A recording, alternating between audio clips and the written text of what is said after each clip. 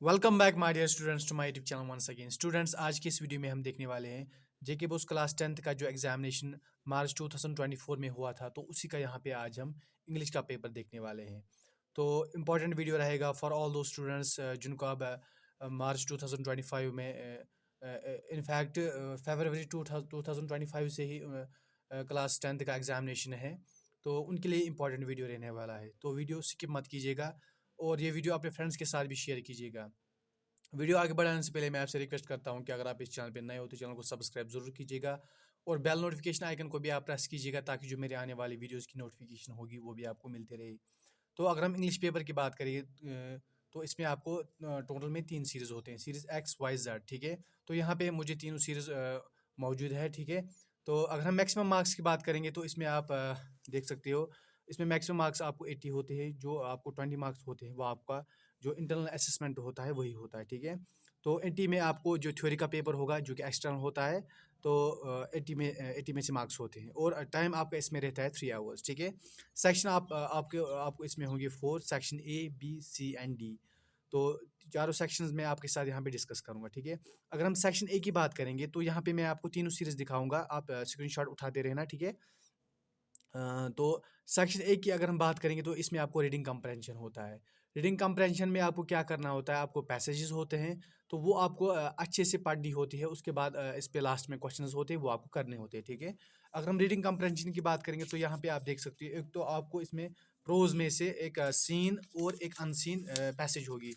तो यहाँ से आप देख सकते हो ये आपकी जो पोएट्री में है, पहले आपको पोएट्री में होती है, ये आपको अपनी ही बुक में से आपको लिया जाता है, ठीक है। ये आपको अच्छे से पढ़ना है, उसके बाद आपको इसके कुछ क्वेश्चंस होते हैं, यहाँ से आप देख सकते हो। तो इसका आप स्क्रीनशॉट उठाते रहना, ठीक है। तो यहाँ से आप देख सकते हो इसमें से कुछ क्वेश्चंस है यहाँ पे दिए हुए, आपको अच्छे से पोएट्री पढ़नी है, ये पोएम पढ़नी है, तो आपको फिर लास्ट में इसको क्वेश्चंस करने तो बिल्कुल आसान होते हैं, ठीक है।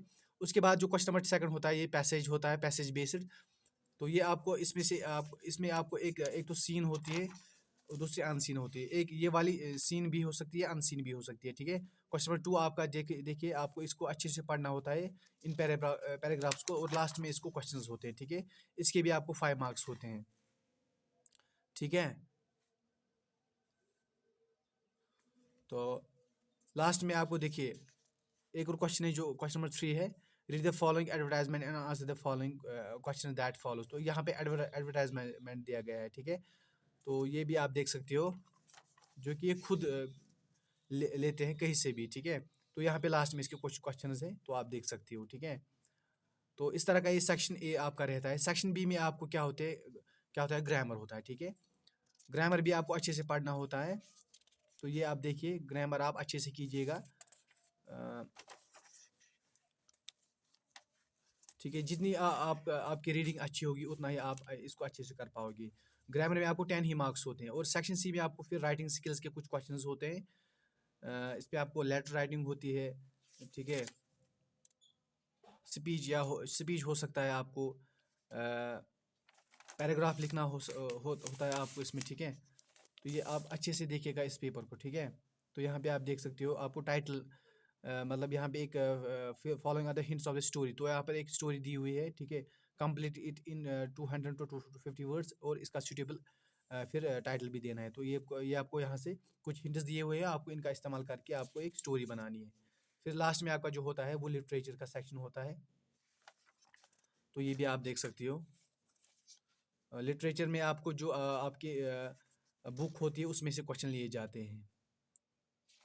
तो इस तरह का ये आपका इंग्लिश का पेपर है, ठीक है। तो ये सीरीज़ एक्स थी, अब हम सीरीज़ वाई देखेंगे, ठीक है। इसमें भी आपको बिल्कुल ऐसे ही होता है,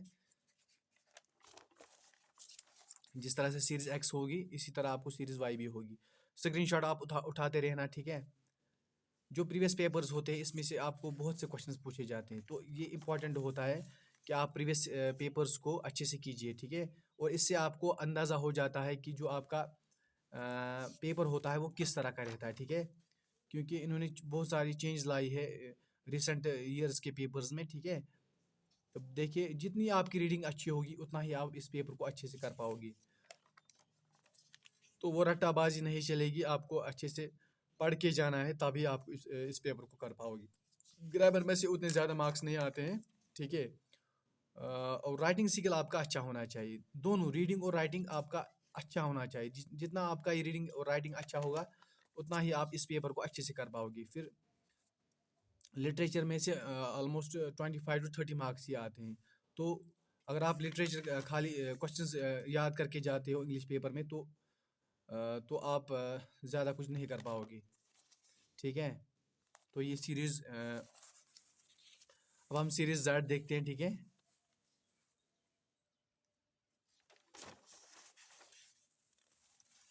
स्क्रीनशॉट आप उठाते रहना, ठीक है।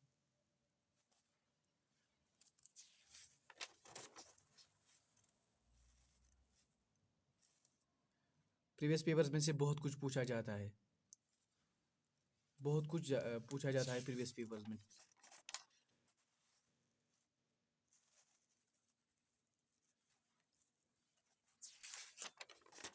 और पैटर्न भी आपका इस साल ऐसा ही रहेगा, ठीक है।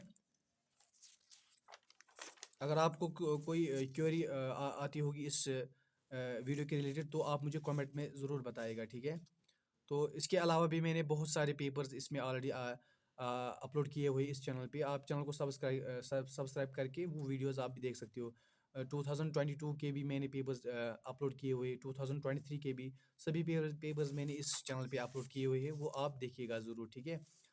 तो क्योंकि प्रीवियस पेपर्स में आपको रिपीट क्वेश्चन आते हैं, तो जितना आप मैंने इसके रिलेटेड गैस भी दिया था 2021 में, आई थिंक 2022 में गैस दिया है मैंने। तो आपको वही क्वेश्चन करने हैं जो मैंने बताए, उसमें से आपको बहुत कुछ पूछा जाएगा, ठीक है। तो इस तरह का ये वीडियो रहा है, ठीक है।